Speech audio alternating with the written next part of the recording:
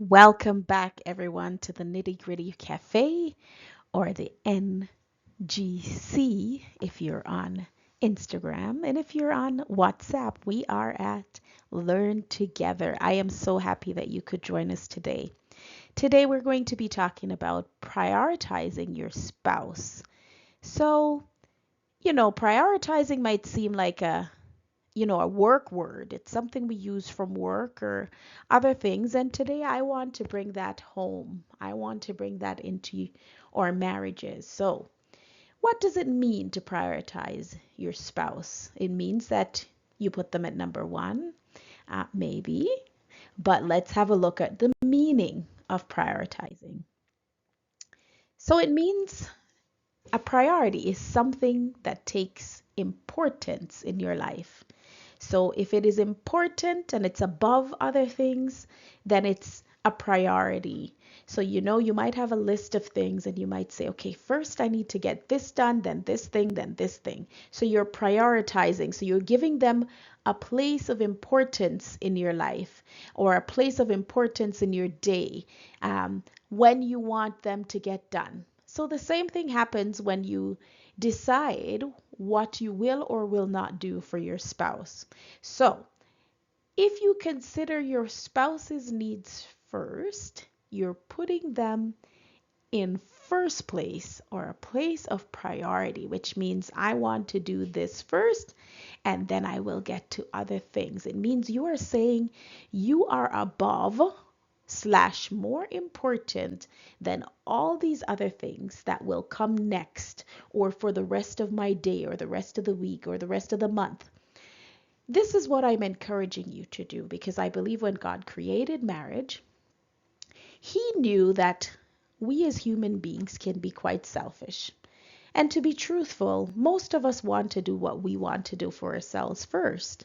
But that is not the way God intended it to be. That's why He said you should love God, then love your neighbors yourself, and that includes your spouse and your children and everybody else.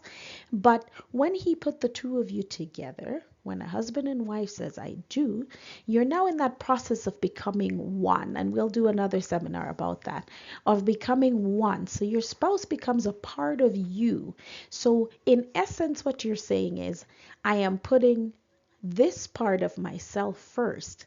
And I firmly believe that if you would put your spouse first and do for your spouse what you would like them to do for you, and both of you were doing that, that marriages would be way better than they are now. We would see the divorce rates plummet and drop and probably zero out and maybe just be at 1%. Because, of course, there will always be people who say, yes, I want a divorce. But first of all, marriages would be happier. People would be happier to stay within their marriage. So let's look at some of the things that we can do to take away some of the selfishness which may cause us to not prioritize our spouse. Okay, let's have a look. So, really, it boils back down to what we would have called, I think, Pastor Gary Chapman said, the five love languages. And I kind of amalgamated those and put them as two things on the right hand side. So, how do you prioritize your marriage? Compliments, or what are calling affirmations. So, an affirmation or a compliment is saying, you know what, I really love what you're wearing. You look so beautiful. You look so great in this. I enjoy being around you. You know what your spouse likes to hear. If that's their love language, that's the way they feel loved. And you do that every day. I think one of the problems we have in marriages sometimes is that we think that if we do one big thing for the year, then that's it. You don't have to do anything else. So, for example, if you go on a vacation, okay, we've gone on a vacation and I don't need to do anything else. And that is not true because even though vacations are very important, and they are, because I myself love vacations, the little things you do in between on a daily basis, a weekly basis, are very important because those add up. And sometimes those even feel more important than the one big thing.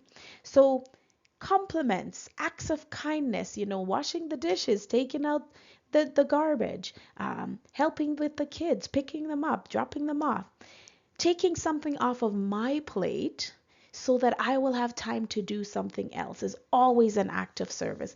It's an act of love. It's an act of saying, I put you first above something else that I would like to do. Gifts. So if that's their love language. So I will say, if your spouse's love language is gifts and you never give them a gift, but you give them acts of kindness, or do acts of kindness, they might still say they don't feel love. So it's a matter of figuring out what their love language is and loving them in the way they want to be loved or feel loved, not the way that you yourself want to be loved, because you may have different love languages.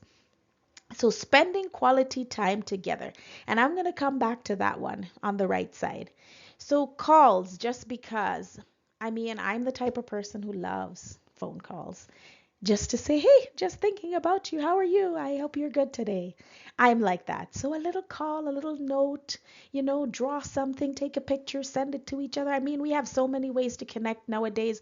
There's no reason why people shouldn't be connected. There's too many ways to do it. I mean, the internet even has everything already for you. You just got to look up what you want to send to your spouse, do a little screenshot, send it to them and said, I was just thinking about you. All right. Considering your spouse's needs first, which all of these are included in that. So I'm going to slow down on this one. Puts down the phone and gives full attention to spouse.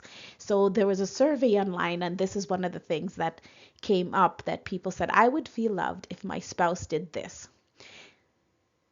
In a world of technology where everybody thinks they need to connect, 24/7s, all day, all night, this is one of the things that I would love to see people doing. Put down the phone. And that might be just the Caribbean part of me coming out. The phone does not need to be in your hands 24 hours a day. If you are talking to your spouse, put it down. Look in their eyes when you're speaking. Turn off the phone. Turn off the ringer. If your work has a way of calling you all the time, turn it off. If your friend has a habit of calling you all the time, turn it off. Because if you don't hear it, then you're probably not going to be looking at it. And sometimes I see people, they're talking, but they're just scrolling. There is absolutely, I'm going to say it again, absolutely nothing that important on Instagram or Facebook or TikTok or anywhere else that you need to be looking at all the time. There's nothing. Your spouse is way more important than anything you could be scrolling online for. So put down the phone so that you can speak with your spouse. Support each other to achieve goals. You know what the goals are that you each want to achieve? Support each other. And finally, I'm going to say, all of these boil down to time and attention. So the most important thing you can do for your spouse is to give them quality time and attention, because then you will know what is in the heart of your spouse. If you're listening to them, if you're spending time, you will know what it is that they need to feel affirmed, what they need to feel like they're a priority in your life. And that includes putting them above other family members, spending quality time together. So what am I saying? Prioritize your spouse. Put them in that number one position so that you will then be able to communicate effectively and feel connected. And this I found online, so I thought I would share it. Marriage for a couple after God's own heart. And they spell out marriage, and it says, make your marriage a priority. Ask God for wisdom. Respect and honor each other. Realize marriage is a book with many chapters. Invest large amounts of time in your marriage. Adhere to God's keys to communication. Grow in your understanding of your role. And enjoy God's gift of marriage. And this was by Elizabeth George. So this is what I want to say. If you prioritize your marriage and love each other as you love yourself, then marriage will be a great thing. God didn't give marriage to us as a punishment. This was supposed to help us to see, the relationship we have with Him and how we can grow closer to each other and to Him. But it wasn't meant to be a punishment. So learn to enjoy your marriage. Learn to enjoy each other. Spend quality time together. Listen, nobody has ever said when a person passes away, I wish they would have spent less time with me. They always say, I wish they would have spent more time with me, or I wish we spent more time together. So today I'm encouraging you, prioritize your marriage. Have a wonderful day, everyone.